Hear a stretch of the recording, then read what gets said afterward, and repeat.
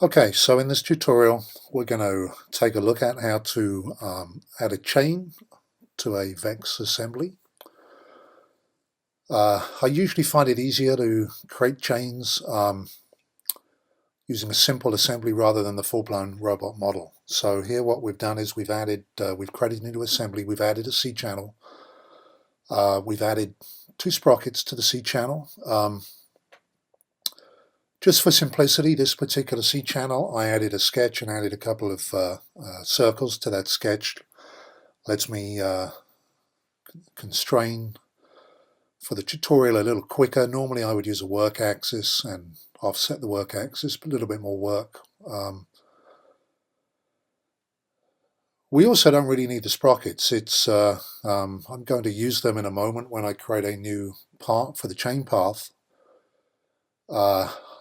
I like to use them so that when you've finished creating the chain, you can actually see that it's working, it's matching where the sprocket should be. So we've decided to create a new part. We've called it chain path, and we're going to now create a 2D sketch into that new part. I'm going to use construction lines and project some of the geometry of the sprockets here. The purpose for doing this really is just to get the center of where each sprocket is, and I just find it easier to project the circular geometry so that when we create these two circles in the sketch, that's easy to do. The two circles, we're giving a diameter of 1.5 inches. That's approximately correct for the chain path. The math actually says it should be 1.47 inches, but 1.5 is close enough. We're going to add two lines, join the circles together, and we're going to trim the inner section of each circle here so that we have one single continuous path for the chain to follow.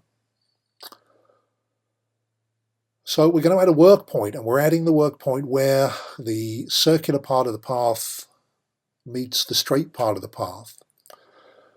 We're now going to pattern that work point, create multiple instances of it. So we select the work point, we select the sketch as the direction that we want to create the pattern.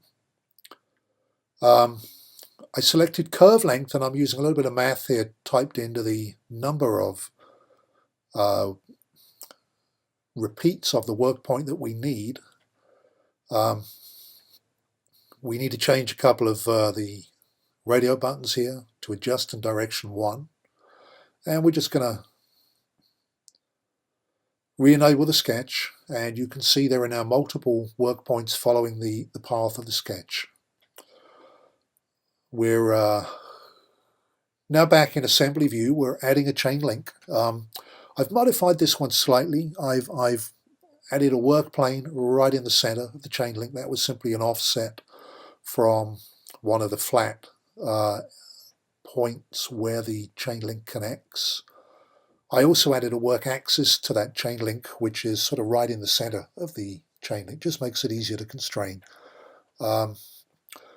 So we added a new work plane in the center of the sprocket, and we're going to constrain the chain link to that plane. We're going to constrain it to the initial work point that we added to our sketch, and we're going to constrain the chain link so that it's in line with the initial direction that we want the chain to move.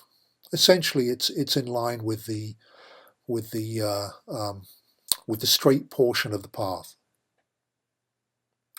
And we're using an angle constraint to do that. And sometimes these angles are correct at 0. Sometimes you have to flip them over to 90 degrees. It all depends what you select and where the arrow points. So here I had to flip it over to 90 degrees.